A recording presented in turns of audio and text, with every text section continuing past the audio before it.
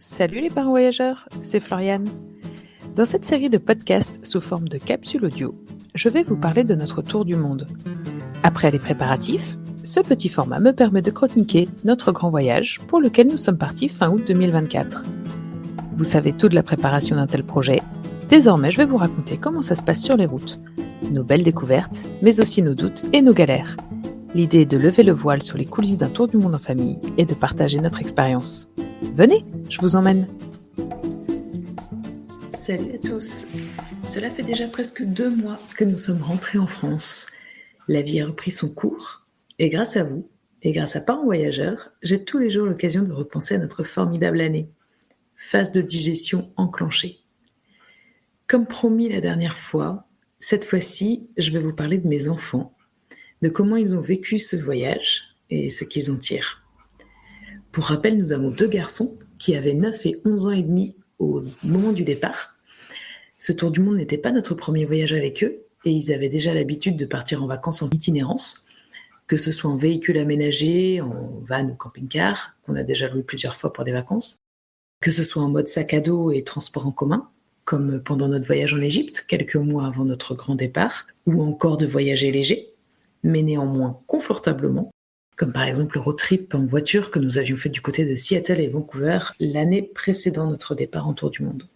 Bref, nos enfants étaient déjà des voyageurs avant de partir cette année, certainement plus parce que nous, en tant que parents, nous l'étions, que par choix de leur part, évidemment. Tous ces voyages que nous avions déjà réalisés avec eux leur ont nécessairement enlevé un certain nombre de questions et de craintes d'avant-départ, mais évidemment pas toutes. Comment un enfant de 9 ans peut-il conscientiser ce que représente une année de voyage ? Honnêtement, c'est déjà très difficile pour un adulte. Alors même si à leur âge, ils savent ce que représente une année scolaire, par exemple, c'est évidemment impossible pour eux de se le représenter vraiment avant le départ. 1 an sur une vie qui n'en compte que 9 ou 11, c'est tellement énorme. Alors forcément, quand on se met à hauteur d'enfant, les perspectives d'un voyage longue durée sont nécessairement différentes de celles d'un parent. Nos enfants savaient que ce projet de voyage était dans les cartons et qu'il allait plus que probablement se matérialiser dans leur vie. En effet, je l'ai déjà raconté plusieurs fois, c'est un projet dont nous parlions depuis 2017. Ils n'avaient alors que 2 et 4 ans quand nous avons commencé à nous projeter dans ce voyage. Je n'irai pas jusqu'à dire que ça faisait partie de leur normalité, mais quand même un peu finalement. Il n'y a pas eu de grande annonce effrayante de style « Bon les enfants, avec papa on a quelque chose à vous dire ». Non, il n'y a pas eu tout ça chez nous. Pas de surprise non plus. Ils savaient depuis toujours qu'on visait un départ en 2024, donc ils n'ont pas été étonnés que le sujet prenne de plus en plus de place dans les conversations à partir de 2023. Est-ce qu'on peut dire que grâce à ça, ils étaient prêts ? Non, je ne pense pas. Alors déjà, parce que comme je le disais juste avant, c'est hyper difficile, voire impossible pour des enfants de se représenter ce que ça signifie de partir en voyage pendant 1 an. Partir en vacances, ok, partir en voyage plusieurs mois, bof bof. Est-ce qu'on peut dire qu'ils en avaient envie ? Bof bof aussi. Mes 2 enfants, bien qu'ils s'entendent très bien, et encore mieux maintenant, j'y reviendrai, ils ont vraiment des caractères très différents. L'un va plus intellectualiser les choses et se poser des questions, tandis que l'autre va prendre la vie comme elle vient un jour après l'autre. C'est marrant parce que ces traits de caractère, c'est un peu... Il y en a un, c'est le portrait de son père, et puis l'autre, c'est le portrait de sa mère. Je vous laisse deviner qui est qui. Alors, pour celui qui se pose pas trop de questions et qui prend la vie comme elle vient, il n'avait pas beaucoup d'inquiétudes ou de questions avant le départ. Il verrait bien le moment venu. Avec l'autre, on a beaucoup plus discuté et plus partagé les différentes étapes des préparatifs parce que potentiellement tout est sujet à réflexion, à questionnement. C'est un enfant qui a besoin d'anticiper les événements pour pouvoir les vivre sereinement et se les approprier. Cela nécessite donc une petite préparation. Pour un voyage d'1 an qui allait chambouler tous ses repères, ça a nécessité une grosse préparation. Est-ce qu'on a réussi cette préparation ? Je dirais moyennement. Mais dans la mesure où on ne savait que partiellement dans quoi nous nous engagions, nous aussi, finalement, c'était pas si facile de répondre à toutes ces questions. Questions d'ailleurs qu'ils ne formulaient pas toujours.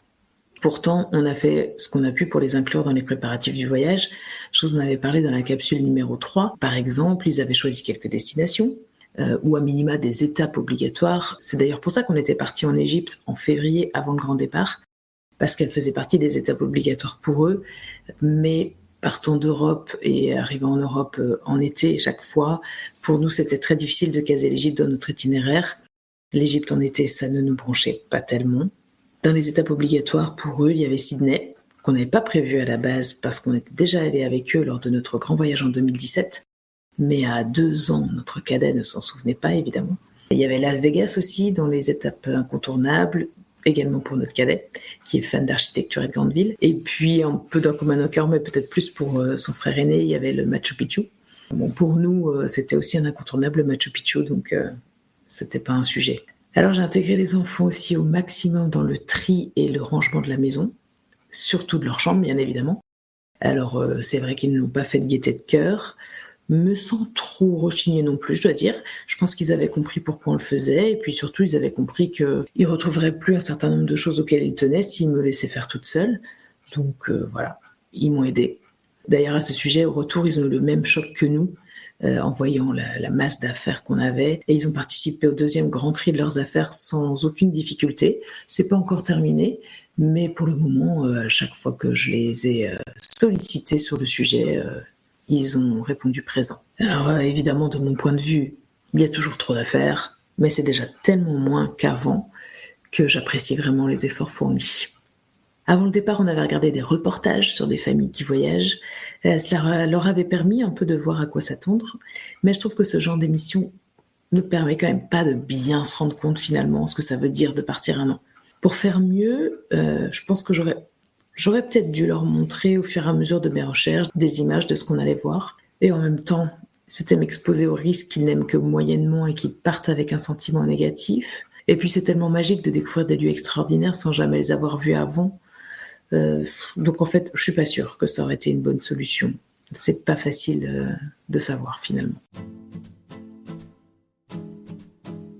On est parti le 24 août 2024 de chez nous, avec 2 enfants un peu saoulés quand même d'avoir passé un été entier à la maison, et qui plus est un été où la météo avait été très très moyenne, donc bon, honnêtement ils en avaient ras-le-bol. Et nous, tout entier consacré à la mise en ordre de la maison, aux derniers achats, aux premières réservations, on n'avait pas tellement de temps à leur consacrer à ce moment-là.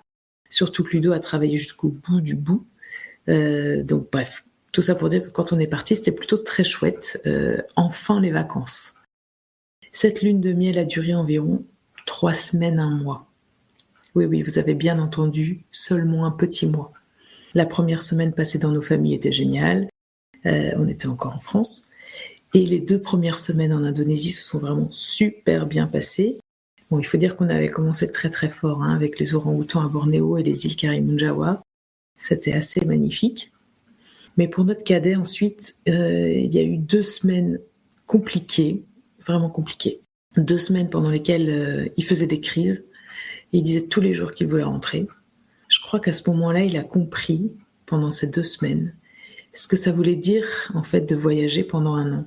Ça voulait dire que ses copains avaient fait leur rentrée sans lui, qu'ils jouaient dans la cour de récré sans lui, qu'ils allaient au sport sans lui. Ça voulait dire qu'un autre enfant dormait dans sa chambre, pendant que lui dormait dans le même lit que son frère, avec ses parents dans la même chambre ou dans la chambre d'à côté, peu importe d'ailleurs, parce qu'à ce moment-là, aucune des configurations ne trouvait grâce à ses yeux. Ça voulait dire qu'il n'avait que 8 petits doudous pour jouer et 0 Lego. Ça voulait dire qu'il n'avait pas d'espace à lui, ni de moment à lui. Ça voulait dire qu'il mangeait du poulet frit et du riz tous les jours, et des pancakes à la banane à tous les petits déjeuners. Oui, l'Indonésie, point de vue culinaire, c'est souvent très répétitif. Bref, je pense que, en fait, au bout de 2 semaines finalement de vacances, il a pris un peu tout ça dans la tronche. Et pour nous et pour son frère, c'était quand même assez difficile de recevoir ses plaintes et sa mauvaise humeur en permanence. Vraiment, c'était 2 semaines compliquées. Mais bon, heureusement, qu'entre frères, ils s'entendaient déjà très bien parce que à ce moment-là, le grand frère a vraiment joué un rôle important pour rassurer, consoler et mettre un petit peu de l'huile dans les rouages de toute la famille. Mais bon, vous l'avez compris, ça faisait pas 1 mois qu'on était partis que déjà, la vie de famille en voyage nous mettait à l'épreuve. Autant dire que c'était pas vraiment comme ça qu'on l'avait imaginé. Parmi les choses un peu difficiles à entendre, c'était le fait que ce voyage, c'était pas leur choix. Difficile à entendre, je pense, parce que parfaitement vrai.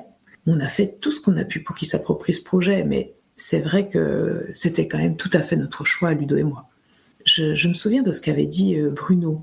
Bruno, vous le connaissez peut-être sur les réseaux, il est sous le nom de On perd pas le Sud sur Insta. Il avait participé à une table ronde de parents voyageurs qu'on avait animée avec Émilie en 2021. C'était l'épisode 80, je vous mettrai le lien dans la description et je vous invite à aller l'écouter parce qu'il est vraiment passionnant cet épisode. Et donc Bruno, à ce moment-là, avait dit « Qu'on soit sédentaire ou nomade, c'est toujours un choix qu'on impose à nos enfants. » Et j'y pense souvent à cette phrase. Dans notre société, l'écrasante majorité des gens font le choix de la sédentarité et l'imposent à leurs enfants.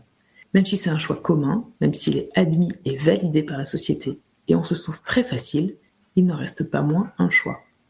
Et nos enfants n'ont pas voix au chapitre. Eh bien, quand on devient nomade, peu importe la durée, c'est aussi le plus souvent un choix des parents. Et les enfants, ils suivent. À la différence que vu que c'est un choix qui sort de l'ordinaire, on en parle beaucoup. On l'explique, on s'ajuste tant que possible aux besoins de chaque membre de la famille en cours de route. Finalement, on est beaucoup plus à l'écoute des besoins et des envies des enfants. Mais tout ça pour dire que pendant environ 2 semaines, donc au début de notre voyage, on a eu quelques crises, des conseils de famille, et que notre patience et notre bonne humeur ont été mises à l'épreuve, parce que l'un des enfants ne voulait tout simplement pas de cette vie-là. Alors après, c'est rentré dans l'ordre. C'est une période qui a vraiment été passagère, du moins avec cette intensité. Parce que des périodes où ils ont eu envie de rentrer, l'un et l'autre, il y en a eu d'autres. Je dirais par exemple que nos 3 semaines en Colombie n'ont pas été super faciles de ce point de vue-là. J'avais raconté un autre petit coup de mou dans une capsule d'ailleurs, c'était la numéro 20. Dans cette capsule, j'avais plus raconté mon ressenti, comme souvent quand même dans les capsules que j'ai enregistrées. Mais les enfants, pour cette capsule-là, c'était pareil. Ils avaient le même ressenti que moi. On venait de passer 3 mois assez extraordinaires et magiques en Océanie et retourner au voyage sac à dos dans un environnement qu'on ne connaissait pas du tout, avec une météo capricieuse. Ça n'avait pas été super facile. Et puis à cette époque, on était 4 mois avant le retour. Donc la majorité du voyage était derrière nous. Alors d'un côté, les enfants sentaient bien que le retour, c'était pour bientôt. À la fois très proche, mais finalement, 4 mois, c'est quand même un petit peu long, quoi. Donc ça n'avait pas été simple pour eux de gérer cette ambivalence dans le rapport au temps. Et même s'ils ont beaucoup aimé l'Amérique du Sud dans sa globalité, ils attendaient la fin avec impatience. Et là, je dirais que les 2 enfants étaient sur la même longueur d'onde à ce moment-là. Dans la globalité du voyage, on a quand même eu des enfants heureux d'être en voyage. Je le précise parce que c'est vrai qu'ici, je parle que des moments un peu difficiles pour le moment, mais en même temps, ces moments-là, ils ont existé. Ils ont quand même marqué aussi notre voyage. On peut pas faire comme si ça n'avait pas existé, quoi. Et vraiment, je pense que vous avez compris, si vous avez écouté mes différentes capsules, je veux pas être de celles qui disent que la vie de famille en voyage, c'est toujours tellement merveilleux. C'est pas vrai. La vie de famille en voyage reste la vie de famille, mais en plus, vous devez vous adapter tous les jours à un nouvel environnement dans lequel personne n'a de repères, ni les enfants, ni les parents. Donc évidemment, c'est pas tout rose tous les jours. Toujours dans le côté un peu négatif, nos enfants se sont quand même beaucoup ennuyés et nous ont reproché de ne pas être assez présents pour eux. Alors la première fois, ça m'a fait un peu mal, ça aussi c'était un peu difficile à entendre, vu que dans l'idée, on met quand même une année entre parenthèses pour être avec eux, pour voyager certes, mais aussi être avec eux. Ça, je l'avais expliqué dans la toute première capsule des préparatifs. L'idée de ce voyage, c'était un peu de mettre sur pause notre vie routinière et si bien remplie, et profiter d'être ensemble et puis de voir nos enfants grandir. Le voyage, finalement, c'est qu'un prétexte pour quitter un peu la frénésie qui nous entoure. Mais en fait, dire ça, c'est un petit peu un mensonge. Et ça, les enfants l'ont assez vite perçu. Parce qu'en fait, on n'a pas totalement mis une année entre parenthèses. Enfin, au moins moi, vu que j'ai continué à travailler toute l'année. J'ai pris que très peu de vacances pendant l'année. Évidemment, j'ai un métier à géométrie variable concernant le temps que je lui consacre chaque jour. Je suis assez maître de ce que je fais. Il n'y a pas vraiment de règles, mais quand même, il y a du travail tous les jours ou presque. Et c'est tous les jours, dans un coin de ma tête. Et en plus, ils étaient en première ligne. Mettez-vous de dos là pour que je fasse une photo.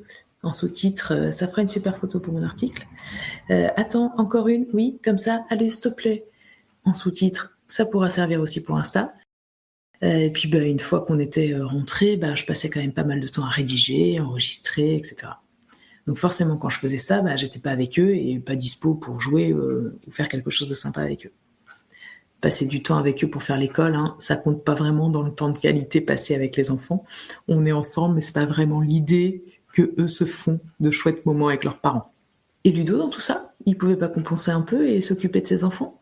Eh bien, Ludo, il gérait la logistique du voyage.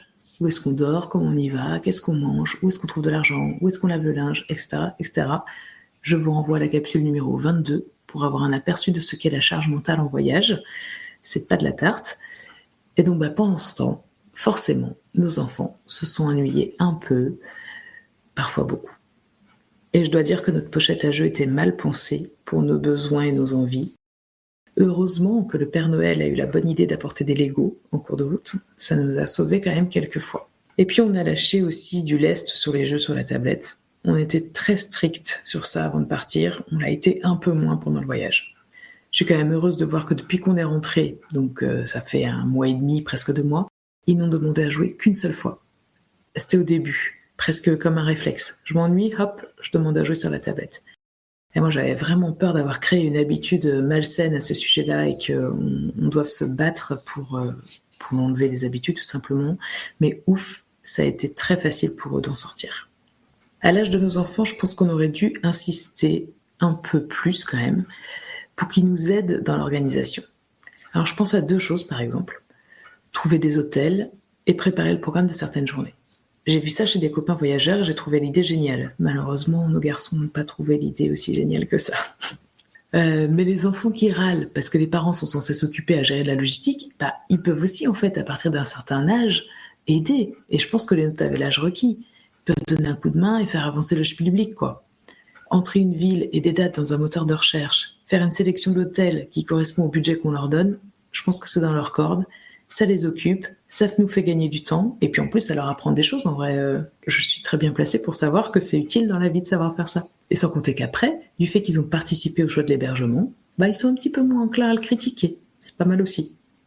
Et donc l'autre chose sur laquelle ils peuvent aider aussi, c'est travailler un programme d'activité pour une journée de visite de ville, par exemple. Ils font des recherches, des propositions, un itinéraire pour la journée. C'est hyper formateur de faire ça et intéressant. Il faut avoir un ado un peu volontaire pour le faire. Bon, on avait bien un ado, mais pas hyper volontaire pour faire ça. L'idée ne les a pas séduits. Et dernier point négatif pour nos 2 loustiques, ils ont quand même eu souvent peu de motivation à aller visiter des choses. Et ça s'est empiré au fur et à mesure du voyage. Faire une excursion en bateau en Polynésie ou aller se balader pour voir des koalas en Australie, pas de problème. Mais pour aller visiter des temples ou un musée, ils mettaient de moins en moins d'entrain.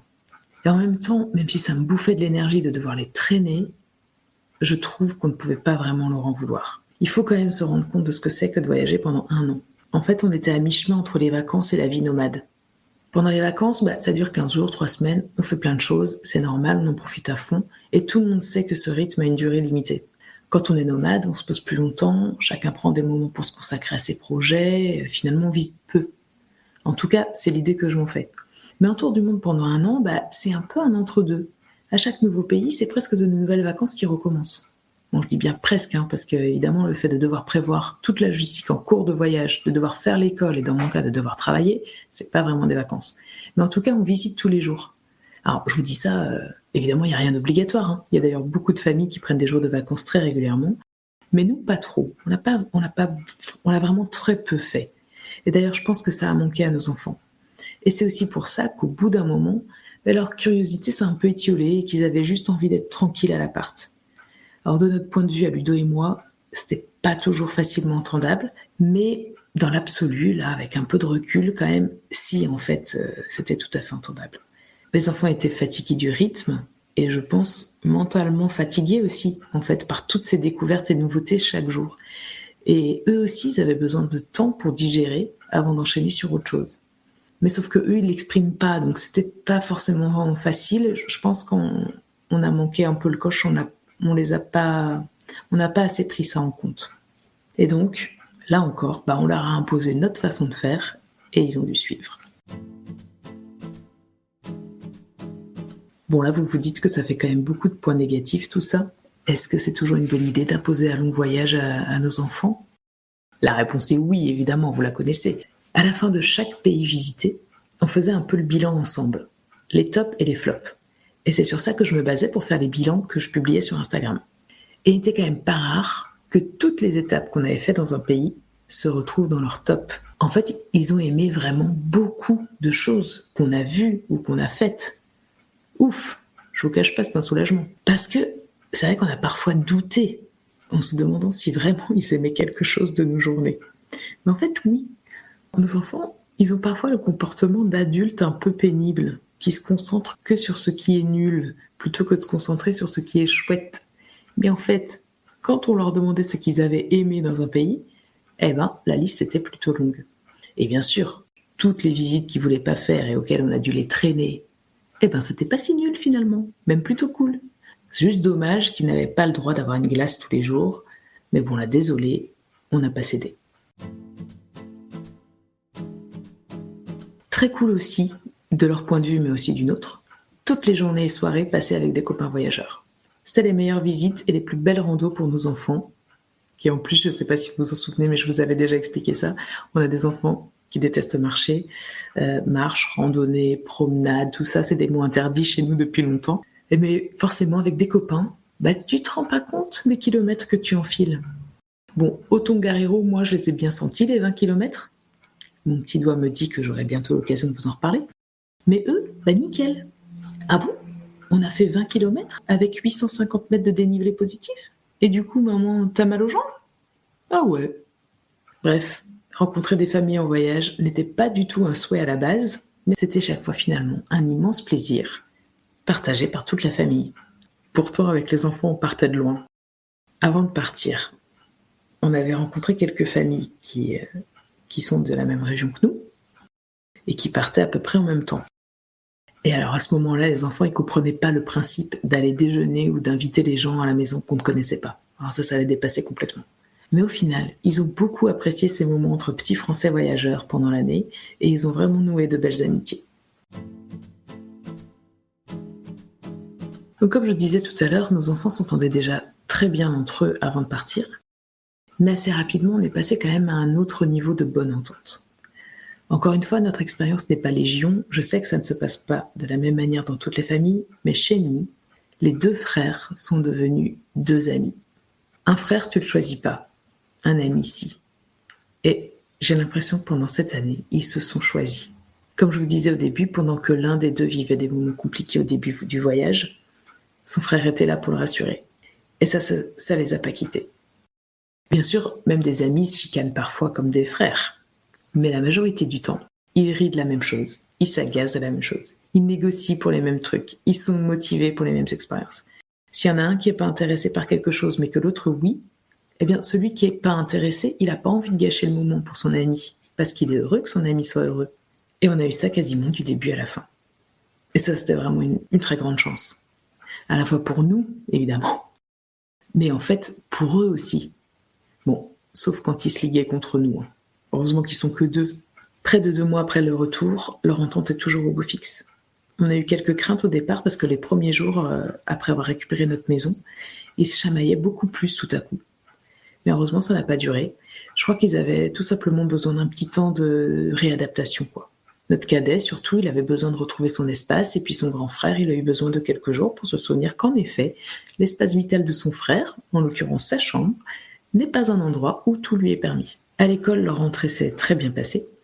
Ils ont retrouvé leurs copains, ils ont eu vraiment beaucoup de chance parce qu'ils sont avec leurs meilleurs copains en classe. Je pense qu'on ne pouvait pas espérer mieux. Chaque soir en rentrant, ils sont heureux de se retrouver et ils se racontent leur journée. Ils sont assez marrants, je dois dire. On verra dans quelques mois, voire quelques années. C'est un peu tôt forcément pour tirer des conclusions sur ce que ce voyage leur a apporté. Mais je crois pouvoir dire sans trop me tromper que cette année a renforcé leur lien comme aucune année à la maison n'aurait pu le faire. Le retour pour les enfants, en tout cas les nôtres, est plutôt très facile. Déjà parce que, comme je vous le disais un peu plus tôt, ils l'attendaient avec une certaine impatience depuis quelques semaines. Et ce qu'ils ont retrouvé ne les a pas déçus. De manière générale, c'est beaucoup plus facile pour les enfants que pour les adultes, parce que les enfants vivent dans l'instant présent. Il n'y a pas vraiment de place pour la nostalgie quand on a 10 et 12 ans, et heureusement. Quelques jours après le retour, Ludo leur a demandé si, maintenant qu'ils savaient à quoi avait ressemblé notre année de voyage, s'ils auraient préféré rester à la maison ou vivre cette année. Alors attention, la réponse peut heurter des sensibilités. L'un a dit qu'il aurait préféré vivre cette année sur les routes, en effet, mais l'autre non. Oui, malgré tous ces points positifs auxquels il acquiesce, Il aurait préféré vivre une année comme les autres. Alors je vous cache pas que ça aussi, ça a été assez dur à entendre. Ludo lui a reposé la question le lendemain pour avoir confirmation, parce que c'était presque inimaginable.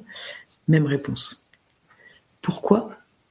Et c'est là que c'est intéressant, et je pense qu'on aurait pu deviner en fait, avant même de partir, qui dirait ça. Eh bien notre fils, toujours le même, il a besoin de son espace vital. Il a besoin de moments seuls pour écouter de la musique, pour lire, pour jouer tranquille. Il a besoin de ses doudous, même les plus gros, qui n'ont pas pu venir en voyage. Et d'ailleurs, je dirais même qu'il a besoin, surtout les plus gros. Il a besoin de sa routine qu'il aime, avec l'école, le sport, les copains, papy, mamie. Bref, il aime sa vie et il souhaite pas qu'elle change. Alors, sur le moment, c'est un peu dur à encaisser quand même, mais bon, il faut bien qu'on l'accepte. Et finalement, je pense qu'il faut qu'on se réjouisse qu'il aime tant sa vie d'enfant dans toute sa normalité, parce que c'est quand même ça la vie qu'on a à lui proposer la majeure partie du temps. Le voyage n'était qu'une parenthèse. Alors il a pris tout ce qu'il y avait à prendre de ce voyage, vu que même si c'était pas son choix, il était obligé de venir. Et maintenant, il est le plus heureux des enfants d'avoir retrouvé sa vie d'avant. Mais il est plus riche de tout ce qu'il a vécu, de tout ce qu'il a vu, de tous ceux qu'il a rencontrés, toutes les histoires et les musiques qu'il a entendues. Il a retrouvé sa vie d'avant, mais même s'il ne s'en rend pas tout à fait compte, il a grandi et il a évolué bien plus que si on était resté dans notre routine. Je tiens à préciser quand même, c'est pas un caprice d'enfant pourri gâté qu'il fait quand il dit ça. Non, en fait, il est très heureux d'avoir découvert tout ce qu'il a découvert pendant cette année. C'est juste qu'en fait, il aurait préféré qu'on parte à chaque vacances scolaires et qu'entre deux, il retrouve sa routine. Voilà. Mais, comme je vous le disais, en fait, il y a tellement peu de choses qu'ils n'ont pas aimées que c'est plus dans le mode de voyage que ça a été difficile pour lui que plutôt le fait de voyager. Nos enfants ont vécu une année extraordinaire dans tous les sens du terme. Ils se rendent bien compte que c'était hors du commun. Pour autant, ils n'en tirent aucune fierté et aucune raison de frimer auprès des copains ou de qui que ce soit. Point de vue scolaire, c'est trop tôt pour tirer des conclusions définitives, évidemment, mais pour le moment, ils ne rencontrent aucune difficulté. Là où les enseignants nous disent qu'il faut les accompagner pour leurs devoirs, je n'ai que le strict minimum à faire, ils sont autonomes et tout roule. De là à dire qu'ils en ont eu plus qu'assez que je m'occupe de leurs devoirs, il n'y a qu'un pas. Moi, je préfère penser qu'ils ont suffisamment bien travaillé pendant l'année, avec une maîtresse finalement pas si nulle que ça, pour être à l'aise dans le niveau supérieur. J'espère que les prochains mois viendront confirmer ce bon démarrage, mais j'ai confiance en eux. J'ai entendu plusieurs fois des parents tour du mondiste dire qu'ils étaient fiers de leurs enfants pendant ce voyage. Nous, on l'a jamais dit. Ni Ludo, ni moi. Alors peut-être parce qu'on est un peu trop dur et exigeant. Malgré des râleries et quelques moments difficiles que j'ai expliqués, nos deux garçons nous ont suivis en nous faisant confiance, en se faisant confiance et en faisant confiance à tous ceux qui se sont occupés de nous pendant cette aventure. Tous nos hôtes, tous ceux qui nous ont accompagnés en excursion, tous ceux qui nous ont transportés, etc. On a fait confiance à beaucoup de gens pendant cette année et je trouve que ça nous a beaucoup enrichis et ça a créé un lien très fort entre nous quatre. Nos enfants ont confiance en nous et nous avons confiance en eux. Alors, je sais pas si je suis fière d'eux, peut-être parce que je suis trop exigeante, comme je disais tout à l'heure, mais peut-être aussi parce que je n'en attendais pas moins d'eux. Mais en tout cas, je sais qu'on a tout gagné en tant que famille. Et pour l'anecdote, parce que c'est souvent cet aspect qui est mis en avant, en effet, c'est pas un problème de faire des heures de bus avec des enfants. On s'adapte, les enfants aussi, même les enfants malades en transport. J'en ai déjà parlé, le mal des transports, donc moi j'y suis sujette et un de nos enfants aussi. Bon, moi j'ai très très souvent pris mes petits comprimés quand je sentais que ça allait être un petit peu difficile, que j'avais pas trop confiance dans la route ou le mode de transport. Le bateau par exemple, c'est un peu difficile pour moi. Mon fils, lui, il déteste prendre des médicaments. Donc même si ça marche, en fait, il a que moyennement confiance et il trouve que comme ils sont pas bons, c'est un trop gros effort à faire. Donc en fait, moi je lui ai dit, si tu veux pas prendre de médicaments pour ne pas être malade, moi je m'occupe pas de toi quand t'es malade. Bon, c'est un peu dur. Et sachant que les quelques fois où il a été malade, je me suis occupée de lui évidemment. Mais dans l'idée, en fait, il a fait un énorme travail, je pense, sur lui-même pour ne pas être malade en voiture. Il a très très peu été malade dans les transports. Vraiment très très peu, c'est peut-être 2-3 fois quoi, sur toute l'année, sur tous les bus qu'on a pris, tous les bateaux, etc. Et en fait, il a appris à se connaître lui-même, quoi. Enfin, moi, à son âge, j'étais incapable de faire ça. J'étais malade dès qu'on prenait la voiture pour 1 heure de route. Virage, pas virage, montagne, pas montagne, on s'en fichait, j'étais malade. Il nous a épatés quand même de ce point de vue-là. Et les enfants sont très très forts et ont des ressources qu'on ne soupçonne même pas, quoi. Donc vraiment, il faut leur faire confiance. Et il faut qu'ils se fassent confiance eux-mêmes. Pour conclure, et si je peux me permettre de donner des conseils à ceux qui sont sur le départ, soyez un peu plus que nous à l'écoute de vos enfants. Et je pense que vous y gagnerez tous. Tous les enfants n'ont pas les mêmes besoins ni les mêmes envies, donc ce que je vais dire n'est pas nécessairement universel, mais quand même. Nos enfants, je pense qu'ils auraient eu besoin de plus de moments de vacances et un peu moins de moments de voyage.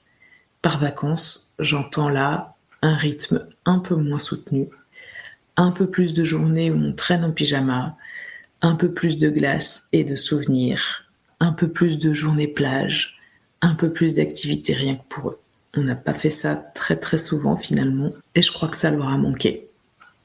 Voilà ce que je pouvais dire sur l'année vécue par mes enfants. C'est pas facile pour eux d'exprimer leurs ressentis, ils sont encore peut-être un peu jeunes pour ça, ou peut-être c'est aussi dans leur caractère, et c'est un peu tôt finalement.